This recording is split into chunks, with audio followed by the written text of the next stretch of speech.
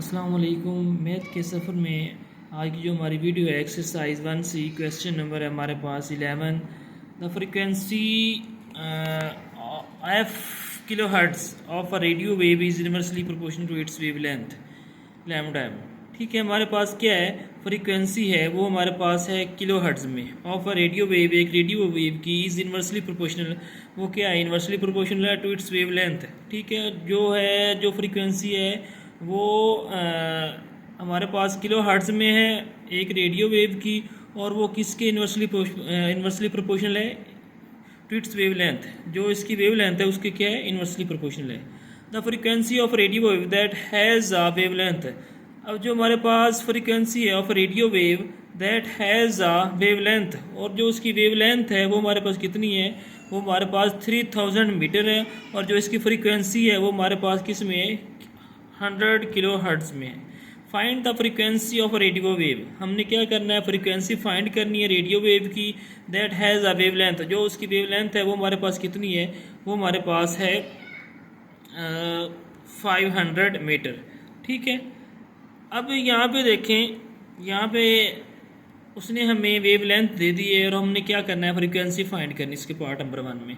जो इसका part number 2 है उसमें हमने क्या करना है, उसमें हमने wave length of radio wave, हमने वेव लेंथ फाइंड करनी है रेडियो वेव की दैट हैज़ अ फ्रीक्वेंसी, और जो उसकी फ्रीक्वेंसी उसने हमें दे दी है वो हमारे पास कितनी है, 800 किलो हर्ट्ज़।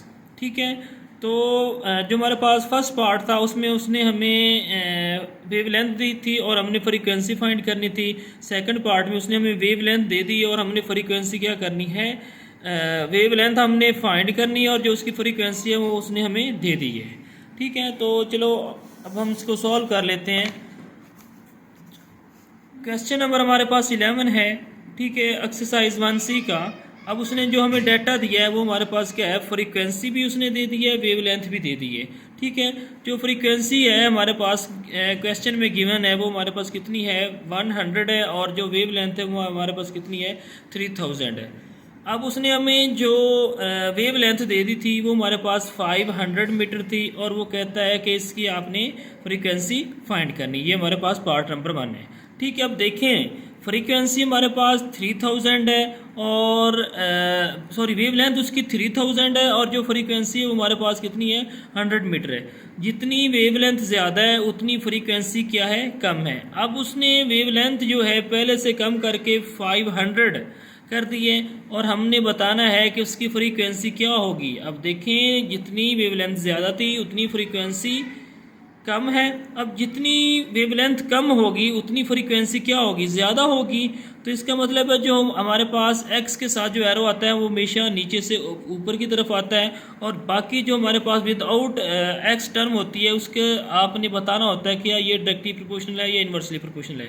ठीक है, डायरेक्टली प्रोपोर्शनल का मैंने बड़ी डिटेल के साथ बताया पीछे भी, और अभी बता देता हूँ कि अगर हमारे पास 2 क्वान्टिटीज़ हैं, एक की वैल्यू बढ़ने से दूसरी भी बढ़ जाए तो उसको हम क्या कहते हैं, डायरेक्टली प्रोपोर्शनल है।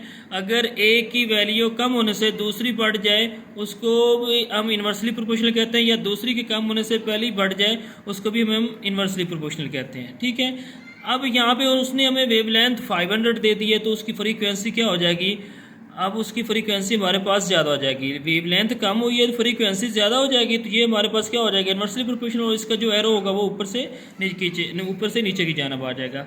जो एरो है वो बस हमें ये बताता है कि इसको अब हमने फ्रैक्शन में कैसे लिखना है। जैसे यहाँ पे जो एक्स के साथ उस एरो की टेल आ रही है, और जहाँ पे हेड है उसका उधर हमारे पास उसकी क्या आ रहा है, हमारे पास जो वैल्यू है वो 100 आ रही है। अब जहाँ पे उसकी टेल है उसको आपने नोमिनेटर में लिखना है, और जहाँ पे उस एरो की हेड है उसको आपने डिनोमिनेटर में लिखना है, विच इज़ इक्वल टू। अब जो वेव लेंथ है वो हमारे पास 3000 है, उसको नोमिनेटर में लिखना है क्योंकि वो एरो की टेल के साथ आ रही है, और जो हमारे पास एरो की हेड है वहाँ पे हमारे पास 500 आ रहा है, उसको आपने डिनोमिनेटर में लिखना है। ठीक हो गया, लिख दिया, x ओवर 100 आ गया, और 3000 ओवर हमारे पास 500 आ जाएगा। यहाँ पे हमने x की वैल्यू फाइंड करनी है। ठीक है, 100 इधर डिवाइड हो रहा है, दूसरी साइड पर जाकर क्या हो जाएगा, मल्टीप्लाई हो जाएगा। 2 0 से कट जाएंगी, 5 1 5 और 5 6 30, 2 0 बच गई, वो हमने वैसे की वैसे लगा ली। ठीक है, तो x इज इक्वल टू हमारे पास क्या हो जाएगा 600 किलो हर्ट्ज आ जाएगा।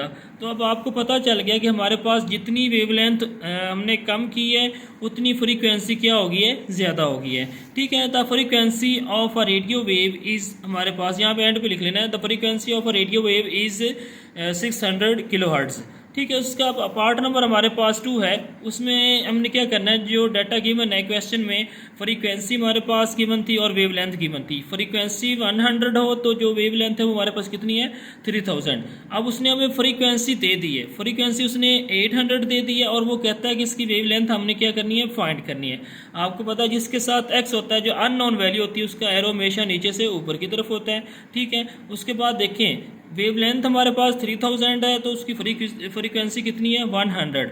अब फ्रीक्वेंसी हमारे पास क्या आ जाएगी, फ्रीक्वेंसी उसने हमें 800 दी है और जो वेवलेंथ होगी क्या हो जाएगी, कम हो जाएगी। क्यों कम होगी, जितनी वेवलेंथ ज़्यादा है उतनी फ्रीक्वेंसी कम है। अब जितनी फ्रीक्वेंसी ज़्यादा होगी उतनी वेवलेंथ क्या हो जाएगी, कम हो जाएगी। तो इसका मतलब है कि एक वैल्यू बढ़ रही है दूसरी कम हो रही है, तो ये हमारे पास क्या हो जाएगा इन्वर्सली प्रोपोर्शनल। जो इन्वर्सली प्रोपोर्शनल का साइन होता है वो हमेशा ऊपर से नीचे की जानब होता है। तो एरो के मुताबिक हम इसकी वैल्यू को फ्रैक्शन में लिख लें, जहाँ पे इसकी टेल है उसको नोमिनेटर में, जहाँ पे इसकी हेड उसको डिनोमिनेटर में लिख लेंगे। तो ये हमारे पास x/3000 आ जाएगा इज इक्वल टू हमारे पास यहाँ पे देखिए फ्रीक्वेंसी इसमें उसकी टेल पे हमारे पास 100 आ रहा है और उसकी हेड पे हमारे पास 800 आ रहा है। तो हमें एरो ये बता रहा है इसके नोमिनेटर में कौन सी वैल्यू आनी है और डिनोमिनेटर में कौन सी आ रही है। अब हमने एक्स फाइंड करना है, 3000 इधर डिवाइड हो रहा है, दूसरी साइड पे जाके क्या हो जाएगा मल्टीप्लाई। ठीक है, 2 0 से कट जाएंगी तो बाकी हमारे पास जो वैल्यू बचेगी वो हमारे पास x इज इक्वल टू हमारे पास 100/8 बच जाएगा, मल्टीप्लाई हमारे पास क्या आ जाएगा 30। क्योंकि ये 2 0 से कट गई, इधर 30 बच गया, इधर हमारे पास 8 बच गया। 4 2 8। ठीक है, और 2 4 8। ठीक है, 2 बच गया, 2 को 0 के साथ मिलाया तो 2 5 हमारे पास क्या हो जाएगा 20। या ऐसे कर लें 2 4 8 और 25 4 हमारे पास 100 हो जाएगा, मल्टीप्लाई हमारे पास 30 था। अब 2 1 2 और 2 15 हमारे पास क्या हो जाता है 30। तो यहाँ पे x इज इक्वल हमारे पास आ जाएगा 25 मल्टीप्लाई बाई 15। 25 को 15 से मल्टीप्लाई किया तो x इज इक्वल हमारे पास 375 मीटर आ जाएगा। ठीक हो गया। अब यहाँ से हमें पता चल गया जितनी फ्रीक्वेंसी ज़्यादा थी उतनी वेवलेंथ क्या आई है, कम आई है। फ्रीक्वेंसी हमारे पास 800 थी, जो वेवलेंथ आई है वो हमारे पास 375 मीटर आई है। तो यहाँ पे लिखना the wavelength of radio wave is 375 metre. तो ये आपका क्वेश्चन नंबर 11 कंप्लीट हो गया। अब हम इसके क्वेश्चन नंबर चलते हैं 12 की तरफ। ठीक है, उसमें उसने जो हमें डाटा दिया है वो हमारे पास क्या है, वो हमारे पास है the time. Question number 12 the time T hours. ठीक है, जो उसने टाइम दिया है वो उसने हमें हार्स में दे दिया है, घंटों में, needed to complete a job. एक जॉब को, एक मुलाजमत को मुकम्मल करने के लिए is inversely proportional to n। वो क्या है, किसके इन्वर्सली प्रोपोर्शनल है, वो n के इन्वर्सली प्रोपोर्शनल है। Where n is the number of man employed for the job. ठीक है, वहाँ पे जो n है हमारे पास नंबर ऑफ मैन है एम्प्लॉयड फॉर द जॉब मतलब है कि जो लोग वहाँ पे, जो मुलाजम वहाँ वो जॉब करते हैं, वहाँ पे जो आदमी हैं उनको उन्होंने n से डिनोट किया है। ठीक है, 3 मैन। अब वो कहता है कि 3 man can complete the job in 8 hours. जो 3 आदमी हैं उस जॉब को कितने घंटों में मुकम्मल करते हैं, 8 आवर्स में। ठीक है, find an equation connecting T and N. हमने एक इक्वेशन फाइंड करनी है टी और एन की। ठीक है, उसके बाद find the number of hours needed by 6 man to complete the job. अब हमने नंबर ऑफ हार्स फाइंड करने, अगर 6 आदमी हों उस जॉब को मुकम्मल करें। ठीक है, if the job is to be completed. अब अगर वो जॉब 3 और 4 हार्स में मुकम्मल होती है, how many man need to employed. अब कितने लोग उसके मुलाजम होंगे। ठीक है, तो वो हमने बताना है। चलें अब इसको भी सॉल्व कर लेते हैं। अब यहाँ पे देखिए हमारे पास क्वेश्चन नंबर हमारे पास 12 है। ठीक है, since T is inversely proportional to N. जो हमारे पास टी है वो किसके इन्वर्सली प्रोपोर्शनल है, वो एन के इन्वर्सली प्रोपोर्शनल है। ठीक है, T is inversely proportional 1/n। ठीक है, प्रोपोर्शनल का साइन ख़त्म करेंगे तो हमारे पास टी इज़ इक्वल टू हमारे पास प्रोपोर्शनल की जगह पे इक्वल का साइन लगा के हमने क्या लगा देना है के, और उसको मल्टीप्लाई करवा देना है 1/n के साथ। ठीक हो गया।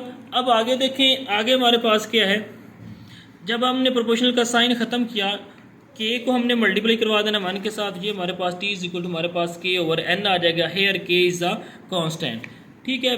अब उसने हमें जो नंबर ऑफ मैन दिए थे वो 3 दिए थे, एंड टी जो हमारे पास टाइम था वो उसने कितने दिया था, 8 हार्स दिया था। इसको एच साथ लिख लीजिए, हमारे पास हार आ जाएगा। ठीक है।